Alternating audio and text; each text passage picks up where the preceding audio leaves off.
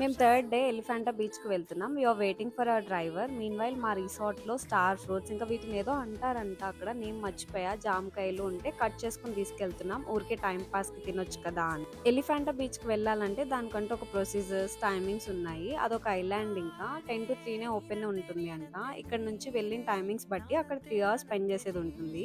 Water activities అన్ని అక్కడే చేయొచ్చు. అక్కడ ఏం చేయాలనుకుంటున్నారో అవన్నీ ఇక్కడే తీసుకోవాలి ప్యాకేజెస్ అని చెప్పారు. మేము ఏదో ఒక రైడ్ చేద్దాంలే అన్నట్టు బనానా రైడ్ తీసుకున్నాం. నిజం చెప్పాలంటే వాటర్ యాక్టివిటీస్ కంటే ఇక్కడ నుంచి బీచ్కి వెళ్ళే జర్నీ అయితే మంచి థ్రిల్లింగ్ అండ్ అడ్వెంచరస్గా అనిపించింది. ఎందుకనో నెక్స్ట్ వీడియోస్లో చూపిస్తాం మీకు కూడా. ఏ బోట్లో అయితే వెళ్తున్నామో అదే బోట్లో రిటర్న్ రావాలి అని చెప్పారు. అండ్ మా బోట్లో 10 మెంబర్స్ ఉన్నారు. ఈ ప్లేస్ మాకు ఎంత నచ్చింది అంటే we feels like we left little piece of heart there అన్నట్టు. మేమైతే చాలా అంటే చాలా చాలా బాగా ఎంజాయ్ చేసాం. అన్ని వాటర్ స్పోర్ట్స్ కూడా ట్రై చేద్దామని అన్ని చేసాం. ఏం చేసాం అన్నది నెక్స్ట్ వీడియోస్ లో చూపిస్తా. ప్లీజ్ సబ్స్క్రైబ్ టు దీప్తి చెల్ల ఫర్ మోర్ వీడియోస్.